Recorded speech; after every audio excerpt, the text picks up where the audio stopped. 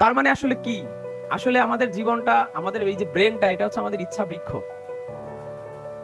যখন মনে হয়, যখন নেগেটিভ চিন্তা আসে মাথার মধ্যে, যখন মনে হয় যে আমার মনে হয় হবে না, তখন ওই ইচ্ছা বৃক্ষ ইচ্ছাটা প্রকাশ করে ফেলে ব্রেনটা, যে হওয়া তোর হবে না। Yes.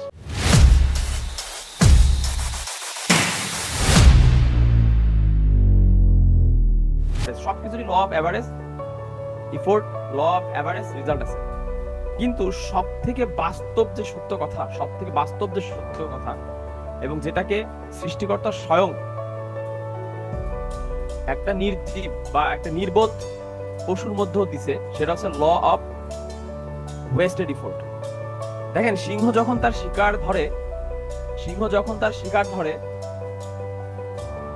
চার ধরেন 4বার যদি সে শিকার ধরে, একবার তার হয়তোবা সে একবার একবার হচ্ছে আপনার ধরেন মানে 100 বারের মধ্যে 75 বারই সে ঠকে যায়, 25 বার সে জয়ী হয়।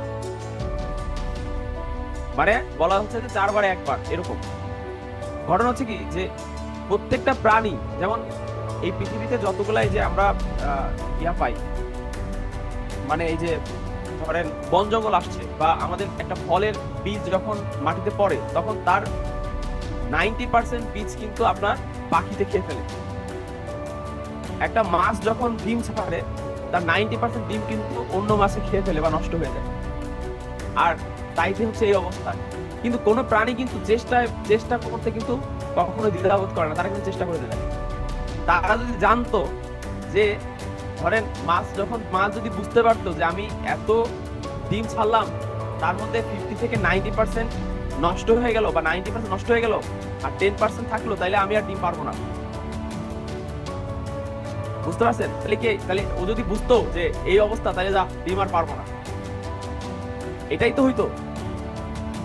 সিংহ যদি বুঝতো যে আমি এতবার ব্যর্থ হয়ে যাই, মাত্র একবার আমি ধরতে পারি, তাহলে আমি আর করবো না, শিকার করবো না। তার মানে পৃথিবীতে সবকিছুরই কিন্তু ল অফ অ্যাভারেজ আছে, ল অফ মানে ওয়েস্টেড আছে। অ্যাভারেজ হচ্ছে আমাদের রেজাল্ট, যেটা আমরা সন্তুষ্ট, আর ওয়েস্টেড এর পরে যা পাই, এটা জীবজন্তু সন্তুষ্টি। তারা কিন্তু ঠিকই আপনার দেখবেন যে তারা শিকারে নামতেছে, আবার নামতেছে, ডে বাই ডে নামতেছে। আদিম যুগে মানুষ যখন শিকার করতে যেত, তারা কি পরিমাণ ব্যর্থ হইতো, তারপরও তাদের শিকার করতে হবে কেন? কারণ শিকার না করলে খাবে কি? একমাত্র আমরা একমাত্র মানুষ 1 বার 2 বার 3 বার, এরপরে মুসলমানরা 7 বার, আর করার দরকার নেই, হবে না, এটা হয় না। কেন জানেন? কারণ সৃষ্টিকর্তা আমাদের বোঝার শক্তি দিছে, তো এই জন্য আমরা চেষ্টা করতে চাই না। কেন? কারণ আমাদের দ্বারা হবে না। কিন্তু যারা বুঝে না, দেখেন, তিমি মাছের টনকে টন খাবারের প্রয়োজন পড়ে, হাতির এত বড় দেহ কি পরিমাণ খাবারের প্রয়োজন পড়ে, একটা সিংহের, একটা বাঘের কি পরিমাণ খাবারের প্রয়োজন পড়ে, কই? তারা তো ঠিকই খাবার পাচ্ছে। কেন খাবার পাচ্ছে জানেন?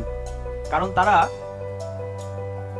সকালবেলা ঘুম থেকে উঠে ফজরের নামাজের আগে,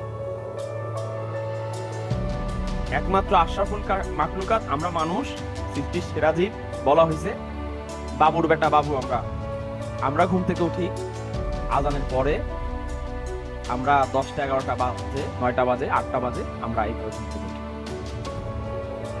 এই জন্য আমাদের রিজিক নিয়ে সমস্যা, টানাটানি, রিজিক নিয়ে টেনশন। একটা পাখি কখনো রিজিক নিয়ে টেনশন করতে দেখছেন? একটা কুত্তারে কোনোদিন রিজিক নিয়ে টেনশন করতে দেখছেন? একটা মানে ওরা কখনো রিজিক নিয়ে কিন্তু টেনশন করে না। একটা গরুও টেনশন করে না, একটা বনের হিংস্র প্রাণীও কখনো তার রিজিক নিয়ে টেনশন করে না। আমরাই খালি করি। কেন? ওই যে আমরা সৃষ্টিকর্তার সেরা জীব হয়ে গেছি। ঠিক আছে, তো যাই হোক, আমি বলবো যে এই কথাটা বলার একটাই মাত্র কারণ, সুযোগ বারবার আসে, কিন্তু আমরা সুযোগগুলা নিতে পারি না। কেন?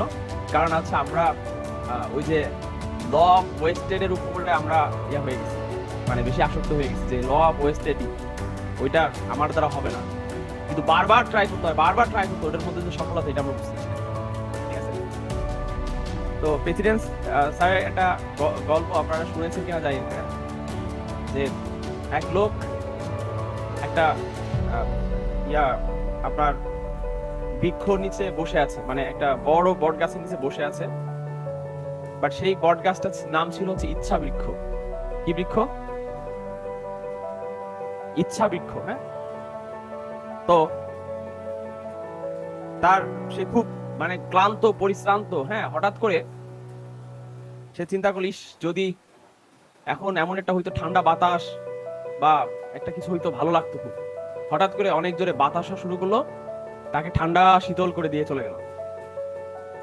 হঠাৎ করে মনে হচ্ছিস যদি এখন একটু খাওয়া দাওয়া করতে পারতাম, পেট ভরে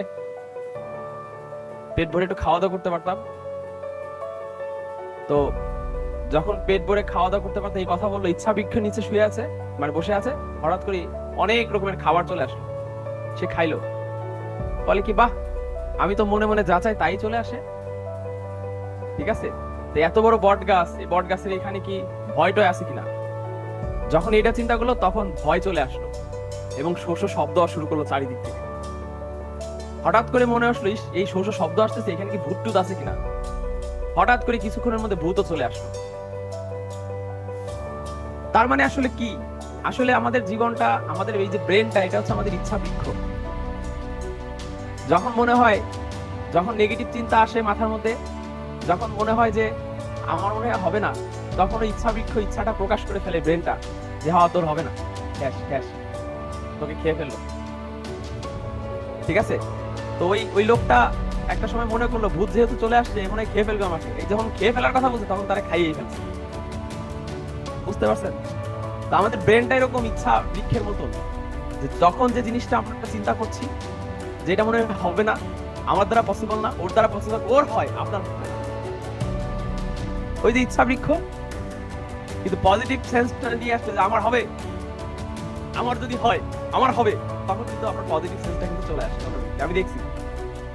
তো এই ইচ্ছা বৃক্ষটাকে আর জাগ্রত করেন, ইচ্ছা বৃক্ষটাকে কি করেন না। ঠিক আছে, তো সৃষ্টিকর্তা কাউকে হতাশ করে না। ঠিক আছে, সৃষ্টিকর্তা সবাইকেই দেয়, সবাইকেই দেয় সৃষ্টিকর্তা।